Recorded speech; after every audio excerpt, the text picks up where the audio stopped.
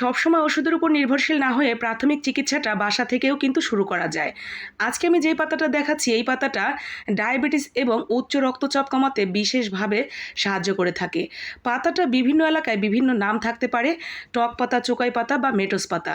ভীষণ উপকারী পাতা, সেই সাথে দারুণ লাগে খেতে। অসম্ভব মজার এই পাতাটা দিয়ে ভর্তা, ডাল বিভিন্নভাবেই খাওয়া যায়। আজকে আমি ভর্তা রেসিপিটা শেয়ার করছি।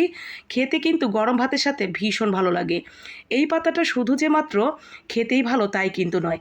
এই পাতা উচ্চ রক্তচাপ, ডায়াবেটিস নিয়ন্ত্রণে যেমন সহায়তা করে, সেই সাথে এই পাতার মধ্যে রয়েছে প্রচুর পরিমাণে protein, carotene, calcium, phosphorus, iron, vitamin C, vitamin B ও অন্যান্য খাদ্য উপাদান। এত সহজে এত ভালো ভালো উপাদানগুলো এই খাদ্যের মধ্যে রয়েছে। তাহলে যখনই এই পাতাটা হাতের কাছে পাবেন তখনই খাওয়ার চেষ্টা করবেন। আর নয়তো এই পাতার খুব ছোট্ট গাছ একটা আপনি বাড়ির আঙিনায় অথবা টবেও লাগিয়ে রাখবেন।